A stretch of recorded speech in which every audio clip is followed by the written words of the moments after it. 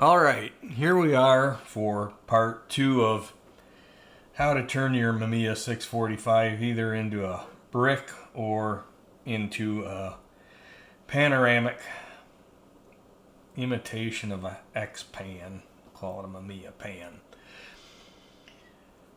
This is really at your own risk.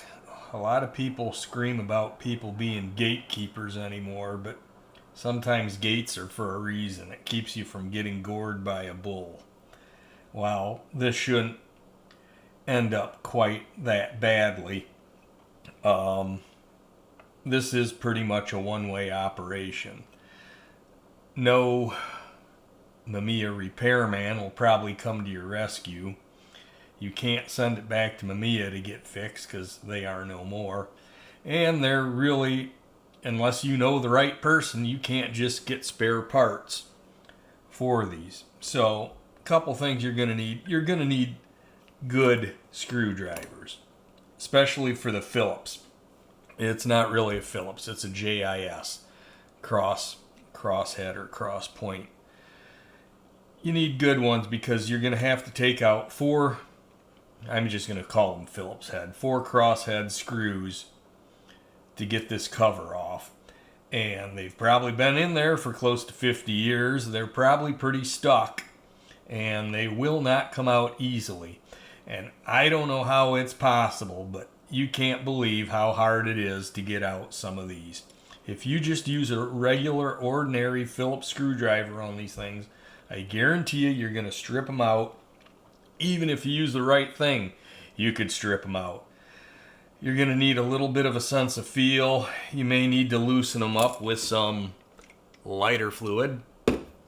Or acetone, or I don't know what. You may even have to heat them to get them work loose. But you just have to develop a feel as to, is this going to break loose, or am I going to strip the head out on it?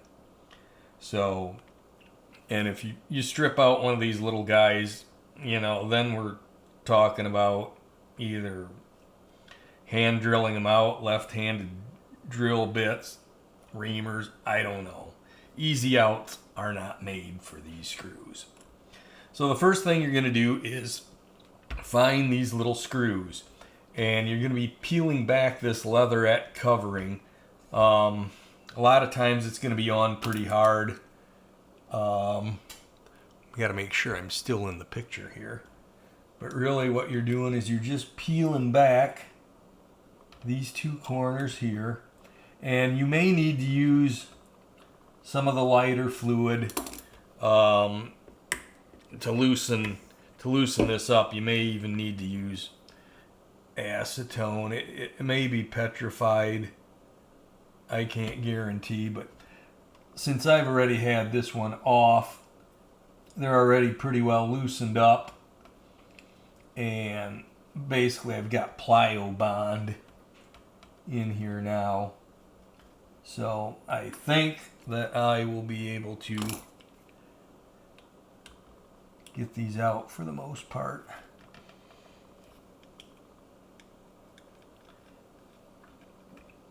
And these are little guys. Don't lose them. And I believe the top right one is different than the other 3. I think maybe the bottom 2 are really only the same one. So now I got plyo bond rubber cement on these little guys. So I've got those 2 out. The next one up here isn't too bad.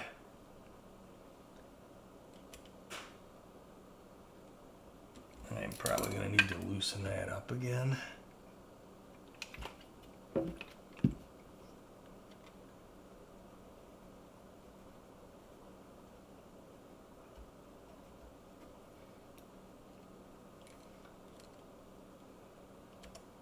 This camera wasn't a looker. You can see it's got a fair amount of wear on it, so really this probably no big loss to the Mamiya collecting community here.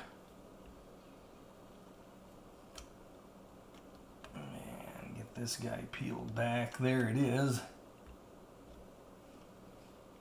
Like I said, I've had these off before, so these are going to come out real easy, other than some plyo bond residue on here.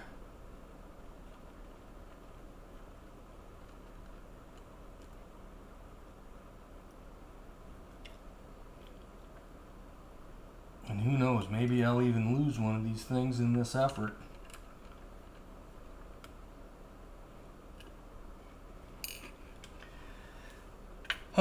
I probably ought to show you. You got to take some other things off here. You need to take off the advance knob, and that's basically by, there's a little plastic thing you pull up on here. Stick your screwdriver in, and then that you can, yeah, now I got it advancing.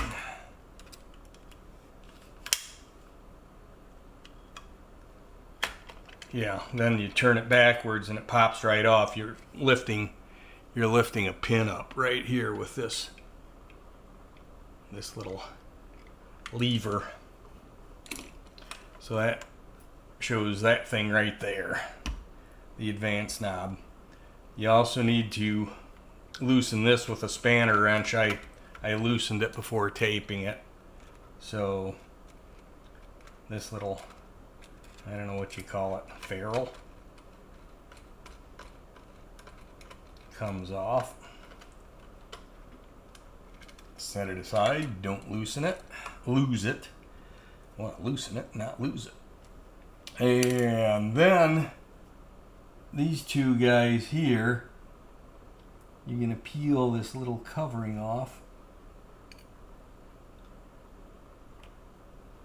Same for here. Whoop.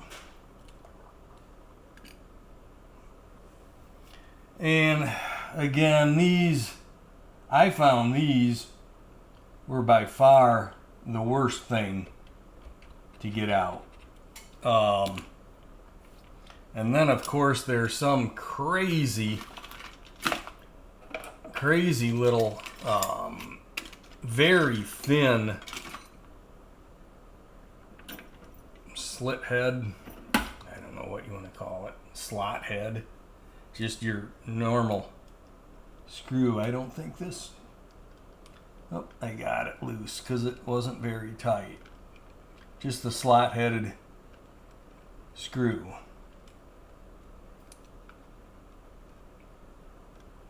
Undo it, comes right out.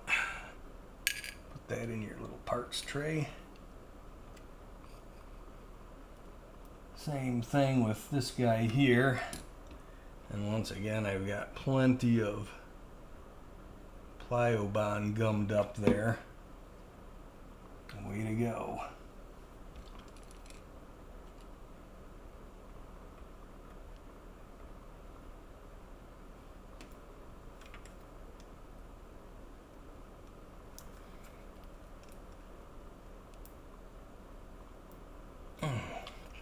That one's a little booger. I might let him sit there for a little bit. Loosen up. I don't know if I remember if one of those didn't have to come off or not, but up here, this is going to be the fun one because you need to get underneath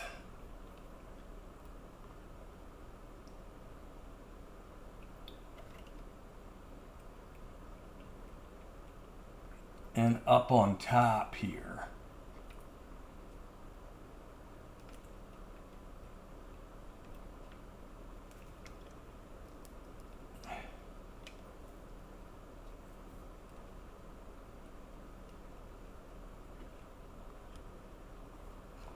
I don't know if you can see that little guy right. Now I've got all my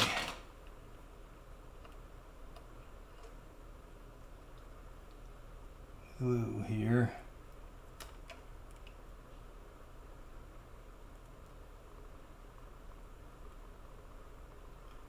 Plyo bond might be worse than the original stuff that was there.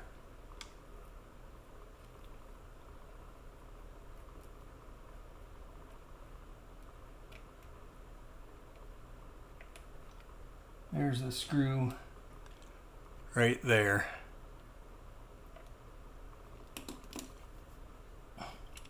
Once again, it's your Phillips crosshead.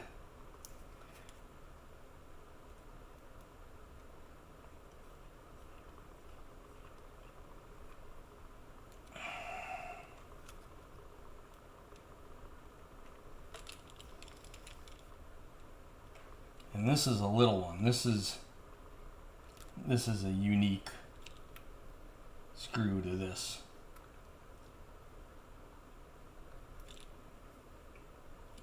There it is. All right, so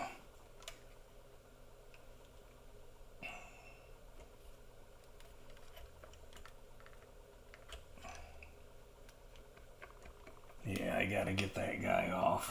I don't know why I thought that I need to get him off. I thought for some reason that there was one that maybe didn't need to come off, but this one,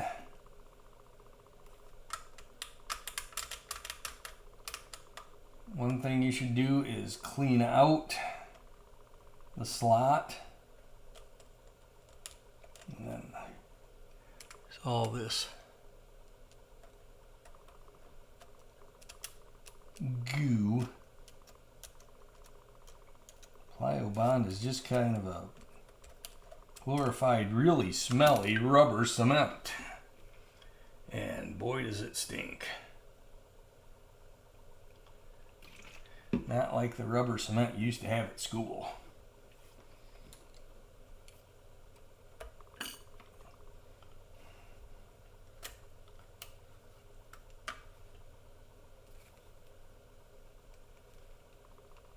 There we go. You got to press in on these. You do not want to let these things slip, because that will chew those things right up. Okay, this should come off now. Make sure I'm back in the picture here. The battery test button is going to be the first thing that kind of pops out on its own.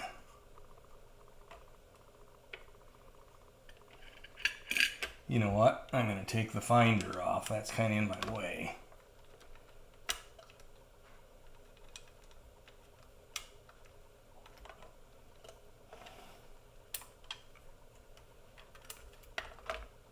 Doesn't need to be on there anyway. All right. Now, for the reveal. There it is. See, don't lose your little red battery test button there. It just kind of sits there. All right. Somebody made some writing in there. Here is the guts and glory of the advance mechanism and the shutter winding mechanism on the Mamiya 645.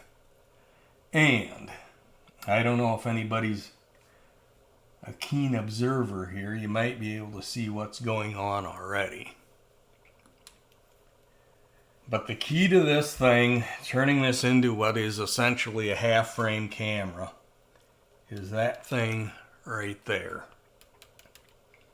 It's not a gear, it's kind of in an indented wheel with a gear on it. But I'll show you how to get to that, and maybe that'll become a little bit clearer. First off, we need to remove the frame counter.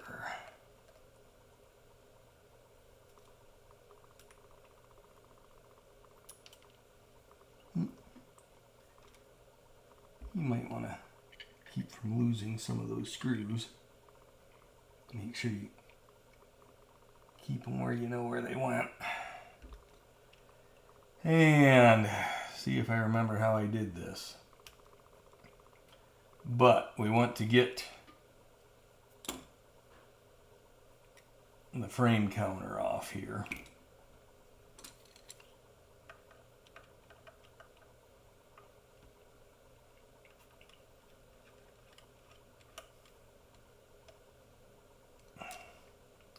There's another special little screw. Now it's got a spring there. You can just kind of slip it out of the way, because that just basically makes it return back to 0. Okay, here again is our special little wheel. I am going to show you what a normal wheel looks like from an unmolested, for lack of a better term, 645. Evidently, this does nothing more than tell it how far to advance. It stops the advance of the film. There's 2 versions of this wheel. This is, I think, the original wheel, which is a thinner metal than what's on this second version. I guess it was a running change in the models. This you can tell is a heavier metal. Maybe you can't online, but I can tell. And the second version also has little dots in between these teeth. It would have little dots going around. Why? I think just to let people know that this was the newer version or the updated version. I don't know if there was a durability thing or something like that, but if you look into the Mamiya history, you might find out on that. But what you can do here is, I don't think I want to use that screwdriver for that.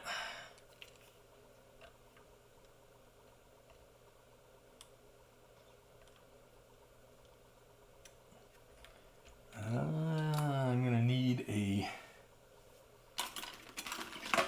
my different screwdriver for this. Falling down in my organized storage.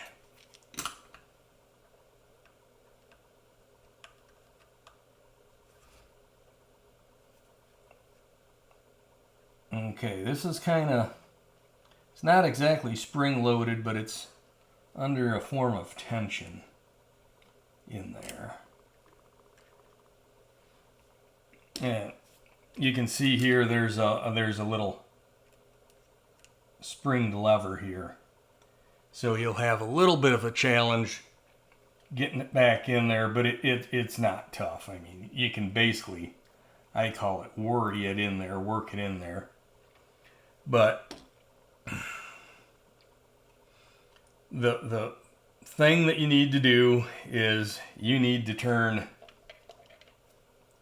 what is this, 1, 2, 3, 4, 5, 6, 7, 8, 9 9 slotted wheel into, essentially, I guess it's 18 slots. You need to cut more slots in, just a slot halfway in between that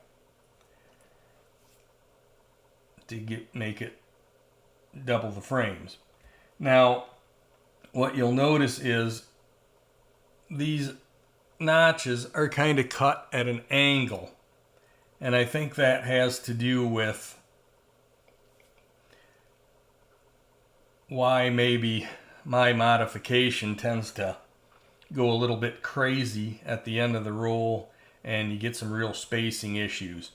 Of course, you can see my precision machining, how I did this.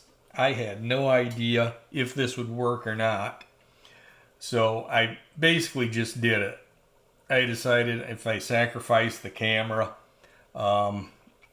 it wasn't the nicest example. It was no great loss to photography or history or Mamiya-dom. And the part about cutting the slots is you got to be careful of this gear on the bottom. You don't have a whole lot of space to work with. Somebody that's a machinist could put this in a vise and use a mill of some sort. I'm not really a machinist, but here's some very small mills which would probably do the job. But I'll just tell you, as proof of concept, this is what I used. I really don't recommend that you do this because you got a spinning cutting wheel and fingers, eyeballs, gears, metal, shavings. So really what we need is some sort of a machinist or someone to have a better way of doing this, really, than what I did.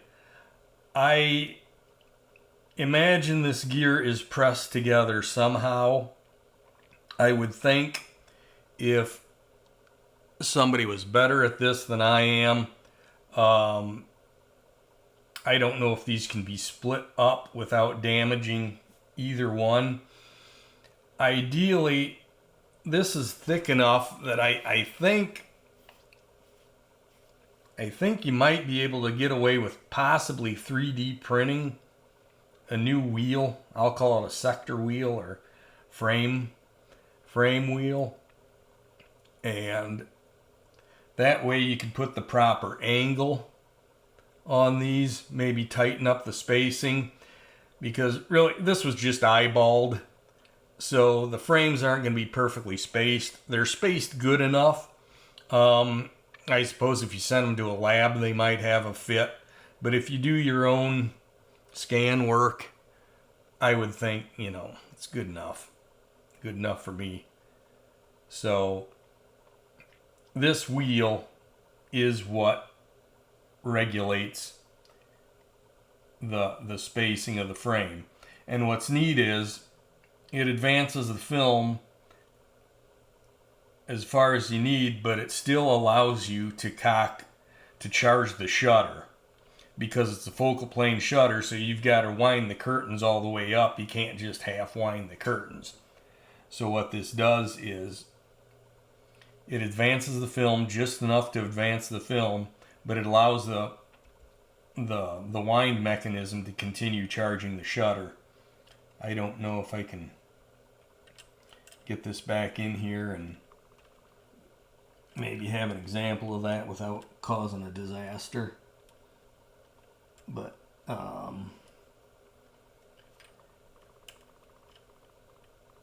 the fun part is getting this wheel back in. And you can use a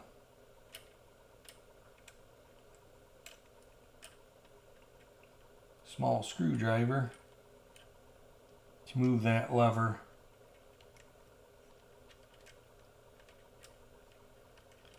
back to where it needs to, and hopefully I can get this guy back in there.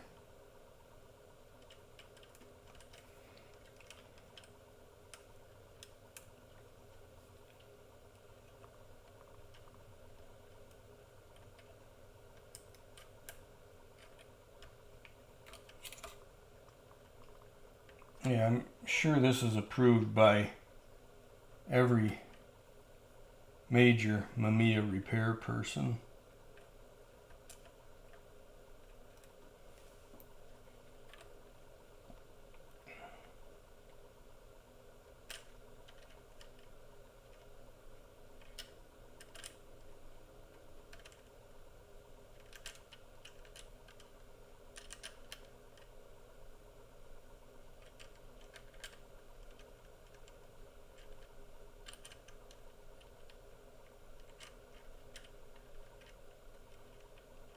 I know I got it back in there once before.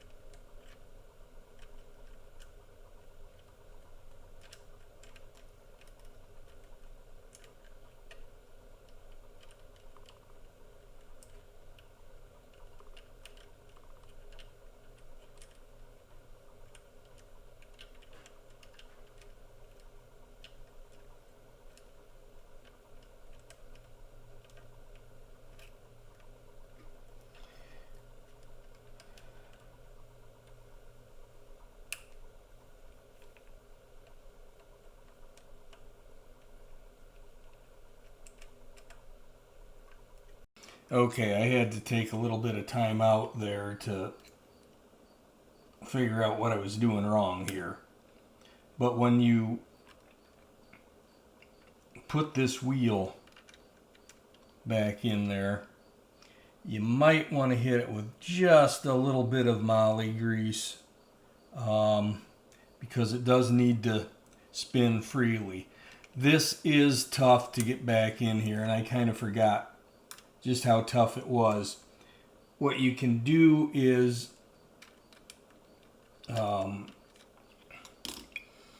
this gear here, the little brass gear, is coupled to the gear in here.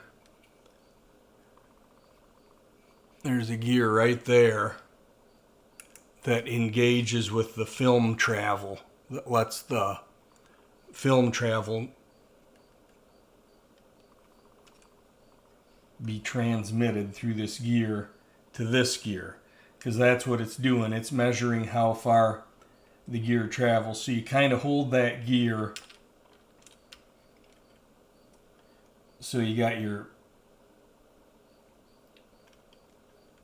hole lined up there, and then you kind of get this guy positioned in there, and it's a little bit of a job, because there's a little spring there, there's this arm right there. That arm there is what stops this wheel and lets the camera know how much film has traveled.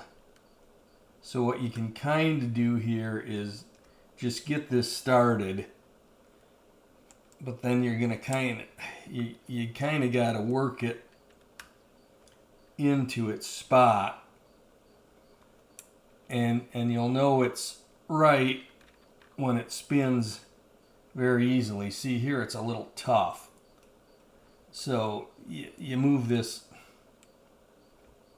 gears, it's on a spring, so you can kind of move it around a little bit while you're tightening that up. And I don't know that I've got this quite perfect yet.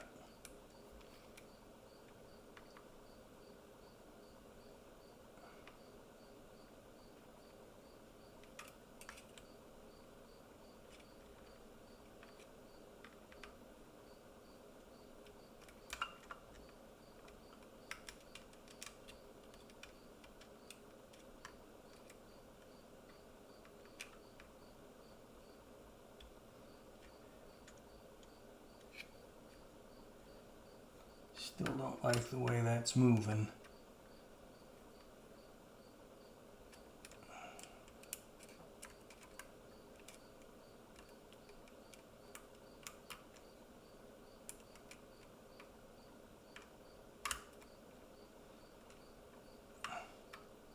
Because if this isn't right, then nothing will be right. The film indicator won't advance properly.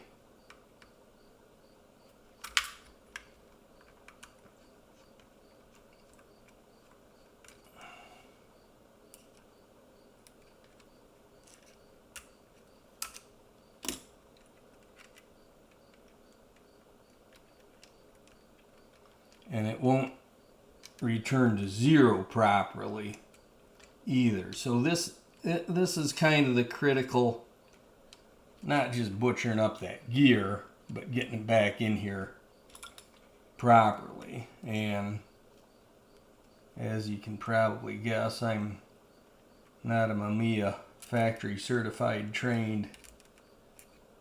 40 years of experience taking one of these apart. See, there it's just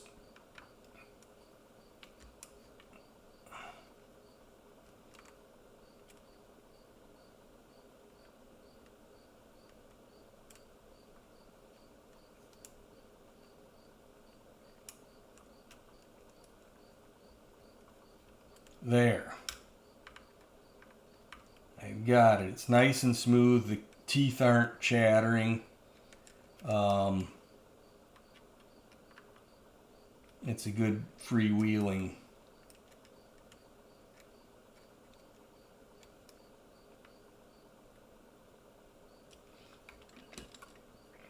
And then I can put the spring back on the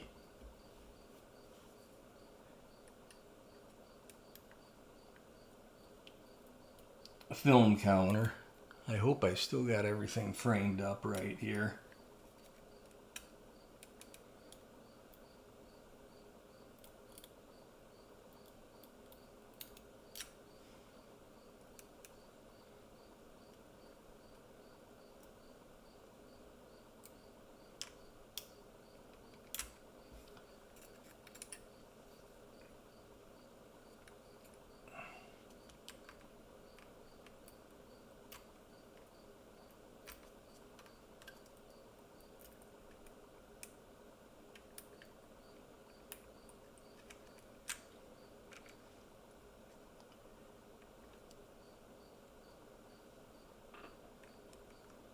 And then,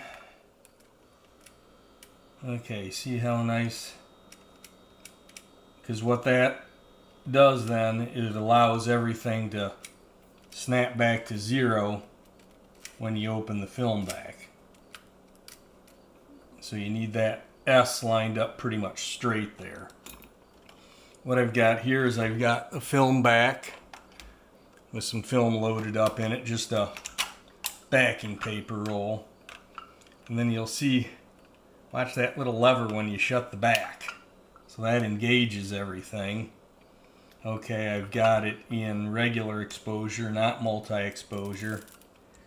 So now you can see the wheels spinning. If your wheels aren't spinning, you didn't do it right. See this white piece of plastic there?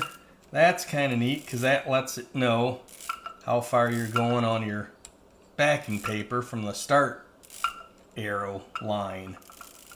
So there we go. There's number 1. Click. And then I advise, see there, it clicks. So it knows it advanced the film far enough. But now here we're charging the shutter. It goes over another gear. Boom. There we go. And it's reading like exposure 1.5. So slowly, see there it goes again. There it tripped. There we're charging the shutter. Ka-dink.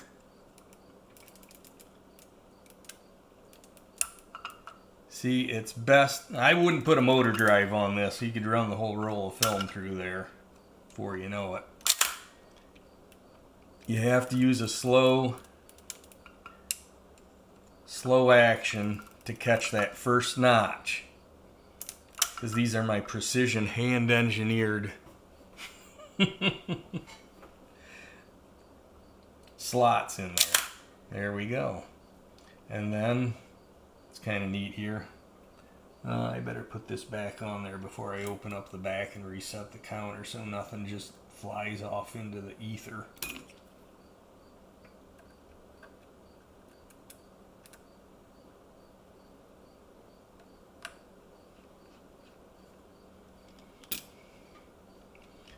Let's do one more for fun.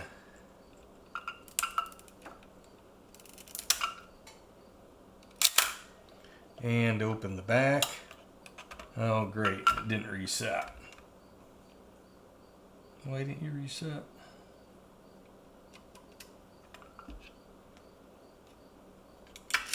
There we go. Once I take the film out, it resets.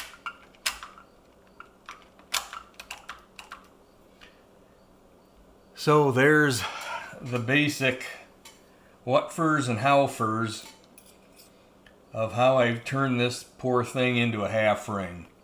And like I said, there's no going back unless you can find a supply of these wheels. But I'm just kind of throwing this out there. I'm not advising anybody does what I did there. But what I've done is I've shown the way for somebody with better machining skills, or somebody, I didn't want to butcher up my gears trying to take them apart. I'm assuming they're press fit here, and that somebody could maybe find a way to either 3D print this with with the correct slope. I don't know what you call that, a tangent. Because you can tell those aren't just slotted straight into the center. I was not a math or geometry person in school. I got away without taking it in college either. I was a business major. So there's the wheel that does it all.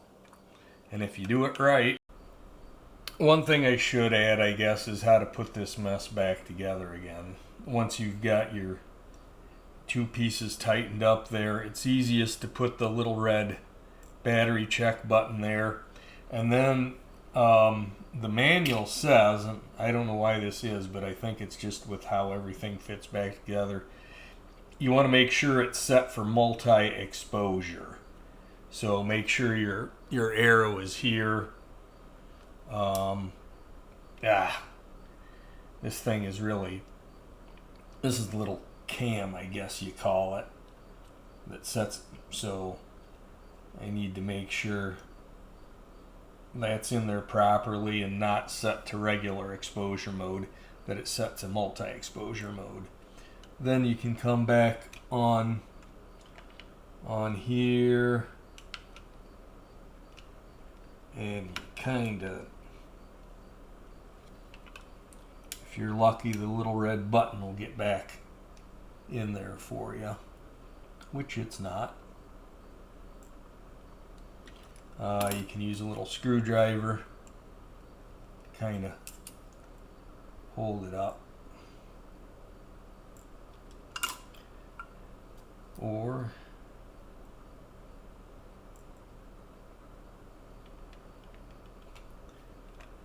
wouldn't you know, they'd done that easy. That thing will fly all over the place for you.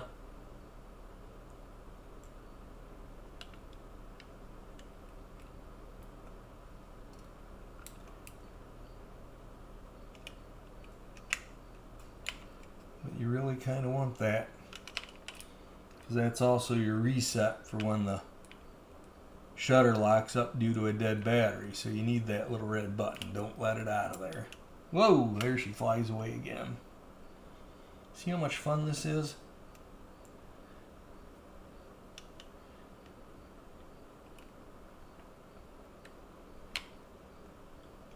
Come on.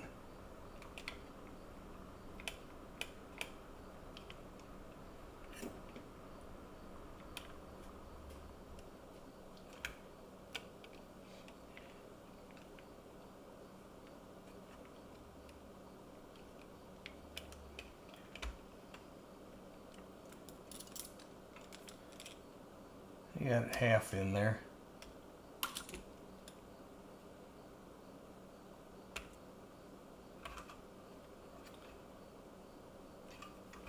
But that's not good enough.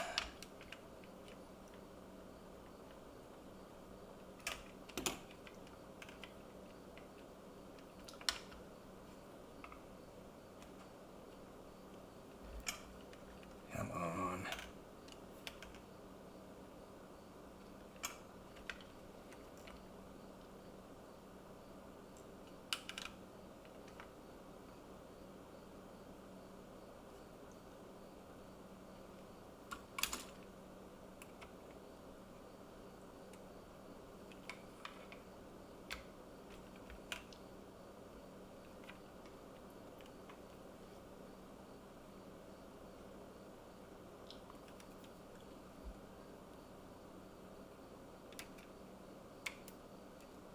There we go.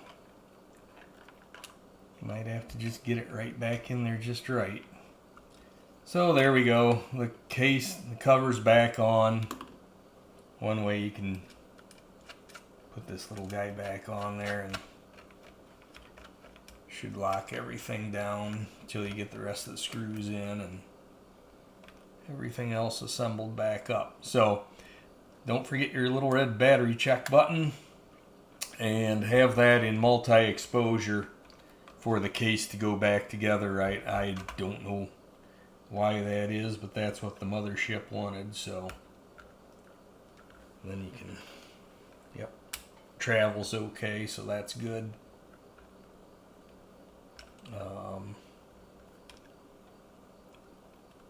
Got to make sure I get everything back in the picture.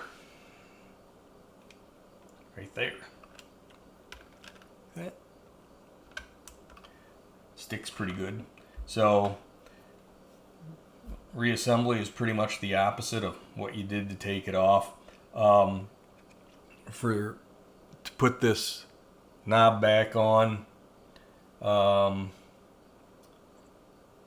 goes right there back in that area. Pretty much only fits on here one way. So you get that here.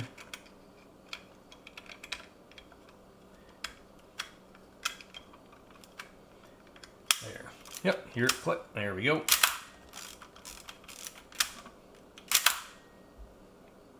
And away we go.